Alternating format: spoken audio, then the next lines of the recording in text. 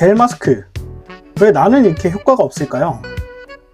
겔 마스크 솔직히 기대 많이 하죠. 붙이기만 하면 시원해지고 진정되고 다음날 피부가 탱탱해질 것 같은 느낌.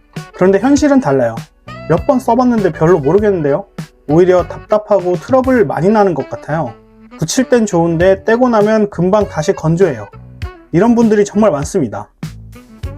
여기서 중요한 사실이 하나 있어요. 겔 마스크가 효과가 없었던 게 꼭 제품이 나빠서가 아니라 대부분 쓰는 방식이 피부랑 안 맞았기 때문인 경우가 많아요. 겔 마스크는 아무 때나 붙이면 되는 아이템이 아니고 피부 상태에 따라 먹히는 날이 있고 역효과가 나는 날도 있어요. 그리고 붙이기 전후 루틴이 틀리면 좋은 성분도 그냥 지나가 버립니다. 오늘 영상에서는 딱 두 가지만 해결해 드릴게요. 첫 번째, 겔 마스크가 효과 없던 대표적인 이유들을 정리하고요. 두 번째, 그걸 바탕으로 효과가 나게 쓰는 방법을 아주 현실적으로 알려드릴게요. 특히 이런 분들은 끝까지 보세요. 겔 마스크를 여러 번 써도 변화가 없었던 분, 붙이면 잠깐 촉촉한데 금방 다시 땡기는 분, 혹은 시원하면 좋은데 다음날 피부가 더 예민해지는 분. 오늘 목표는 간단합니다. 겔 마스크를 그냥 붙이는 이벤트가 아니라 피부 컨디션을 끌어올리는 도구로 제대로 활용하는 방법을 알려드릴게요.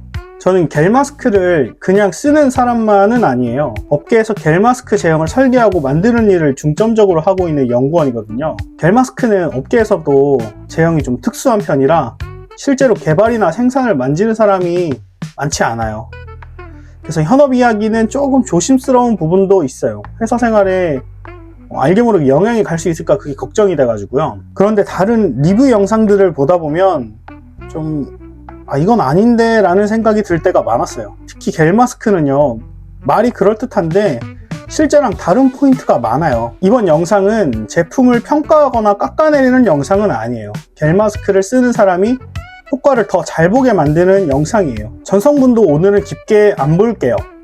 필요한 순간에만 핵심 논리 정도로만 살짝 언급할게요. 만약 이런 분석이 재밌으면 댓글로 좀 남겨주세요.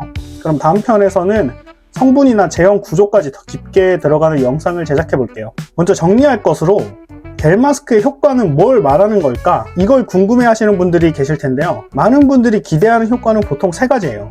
첫째, 피부가 즉각 촉촉해지는 느낌. 둘째, 붓기나 얼굴이 정돈돼 보이는 느낌. 셋째, 진정되면서 열감이 내려가는 느낌이에요. 근데 겔 마스크는 바르면 바로 흡수되는 제품류가 아니에요. 묻혀서 시간을 쓰는 제품이라서요. 그래서 사용법이 조금만 어긋나도 체감이 확 떨어질 수가 있어요. 겔 마스크가 효과 없게 느껴지는 이유 7가지를 여기서 한번 짚어드릴게요.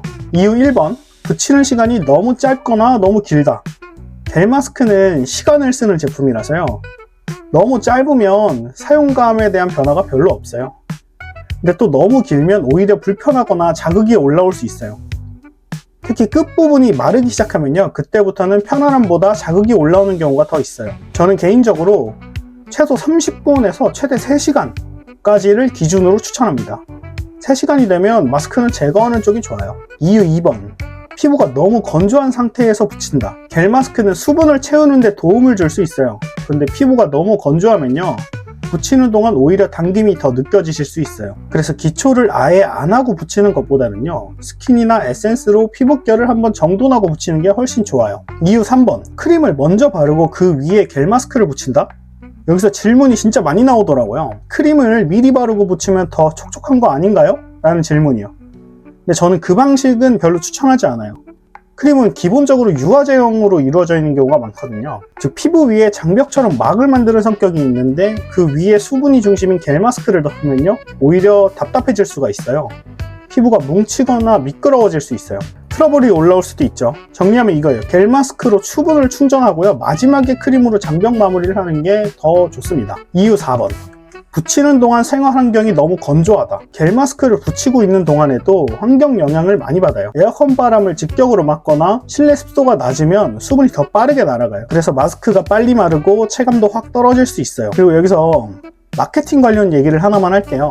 어떤 제품은 에센스를 굳혀 만들었다 이렇게 말하기도 하고, 콜라겐 덩어리 이런 표현도 쓰고, 심지어 어떤 성분을 ppm 단위까지 강조하면서 엄청 좋아 보이게 포장하기도 하는데요. 실제 이 제형의 대부분을 가지고 가는 성분은 물과 보습제가 대부분인 경우가 제일 많아요. 그래서 마케팅 문구가 주는 기대가 내 체감을 전부 충족시켜주진 못해요. 겔 마스크는 뭔가 대단한 덩어리 뭐 이런 거라기보다는요, 조금 더 수분 충전용이라고 생각하는 게 만족도가 훨씬 더 높아요. 그래서 건조한 환경에서는 그 수분이 더 빨리 날아가서 더 빨리 마르는 거예요. 이후 5번, 밀착이 안 된다. 이것도 되게 중요한데요, 어떤 날은 성분보다 이게 더 결정적인 경우가 있어요. 밀착이 안 되면요, 수분이 전달되는 면적 자체가 줄어들어요. 그래서 한 것 같은데 안 한 느낌이 나요. 제가 여기서 중요하게 생각하는 건 두 가지예요. 첫째, 중량감이 있는 마스크가 유리한 경우가 많아요. 겔이 너무 가볍고 얇으면 중간에 들뜨거나 마르기가 더 쉬울 수가 있어요. 그래서 한 30g에서 35g짜리가 대부분인데 되도록 35g짜리를 찾는 게 훨씬 더 좋다고 생각됩니다. 둘째, 내 얼굴 크기에 맞는 사이즈를 먼저 찾는 게 방법이에요.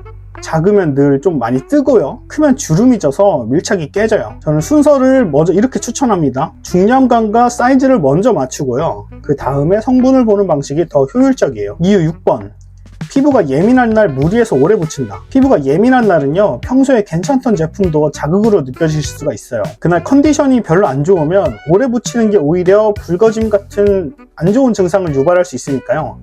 그래서 예민한 날에는 처음부터 길게 붙이지 마시고요, 짧게만 붙이고 확인하면서 늘리는 방식이 훨씬 더 좋습니다. 이유 7번, 기대가 기능성 시술급으로 올라가 있다. 겔 마스크는 마법이 아닙니다. 겔 마스크의 강점은 수분감과 진정 체감, 피부결 정돈이에요. 근데 마케팅을 보면 기대가 확 올라가요. 예를 들면 뭐 색이 변하면서 에센스를 흡수시킨다 같은 표현 같은 것들이죠. 이런 경우에는 뭐 제형상 좀 예민한 얘기일 수 있는데요, 대부분은 보여주기용 효과에 가까운 경우가 많아요. 에센스가 흡수돼서 색이 변한다기보다요, 수분이 날아가면서 마르면요, 불투명하던 게 투명하게 보이는 변색 제형을 만들어둔 경우가 많아요. 그래서 꼭 색이 다 변할 때까지 억지로 사용할 필요가 없어요. 따가움이 오거나 끝이 마르기 시작하면요, 그때는 그냥 제거하는 게 훨씬 좋습니다. 겔 마스크를 더 잘 쓰는 방법 5단계에 대해서 설명드리겠습니다. 1단계는 세안 직후 바로 붙이지 말기. 세안 직후에는 피부가 예민해지기 쉬우니까요, 물기만 닿고 바로 붙이면 불편할 수가 있어요. 여기서 바로 2단계, 스킨과 에센스는 좋습니다.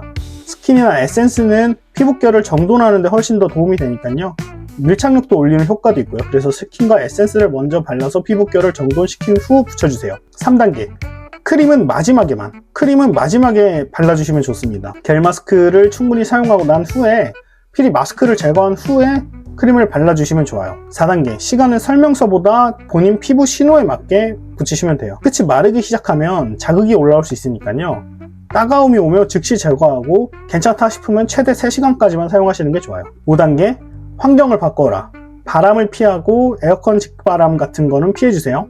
실내가 너무 건조하면 겔 마스크는 빨리 마릅니다. 환경만 바꿔도 사용하는 체감이 확 달라질 수 있어요. 사람들이 많이 묻는 질문 3개에 대해서 한번 답변을 남겨볼게요. 첫 번째 질문은 겔 마스크를 매일 써도 되냐는 질문인데요, 매일 써도 가능은 한데 저는 이틀에 한 번 정도를 추천드려요. 오래 많이 붙이면 반응이 좀 올라오기 쉽기 때문에 쉽게 피부가 예민해진 상태로 변하기 쉽습니다. 그래서 피부도 조금 쉴 시간을 주어지는 게 좋으니까 겔 마스크를 매일 붙이시는 것보다는 이틀에 한 번씩 사용하시는 것을 추천드려요. 질문 2번, 냉장고에 넣었다가 쓰면 더 좋을까요?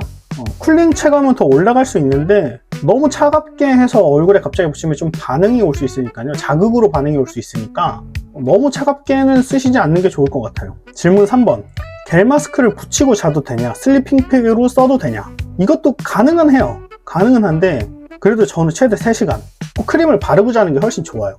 그리고 마지막으로 좀 연구원 입장에서 팁을 좀 드리면요, 전성분을 좀 보는 것인데요, 전성분을 좀 딥하게 보는 건 사실 좀 어렵죠. 근데 이거는 나중에 제 컨텐츠로 차근차근 같이 보시면 될 것 같고요.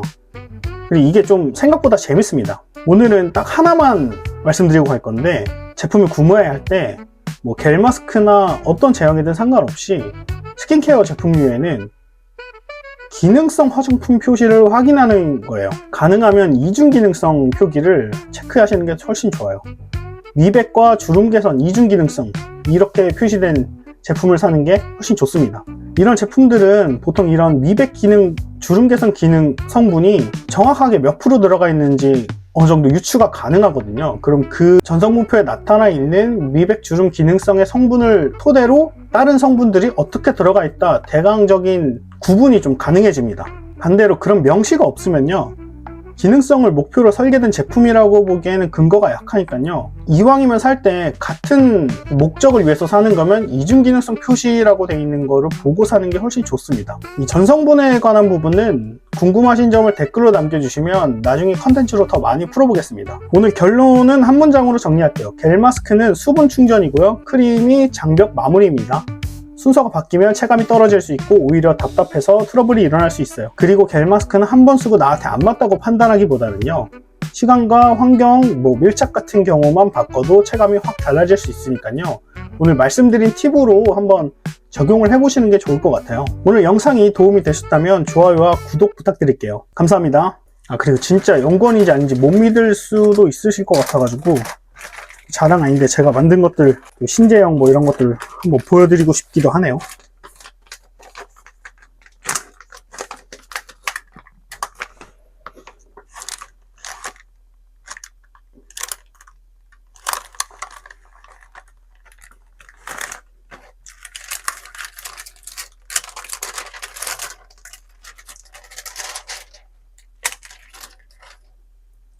이런 겔 마스크들, 이런 기본형부터 해서 나중에 제품화해서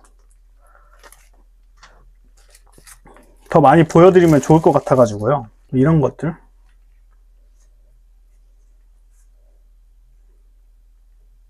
여건만 되면 시중에 없는 신기한 것들도 많이 보여드리고 싶어요. 아무튼 영상 끝까지 봐주셔서 감사합니다.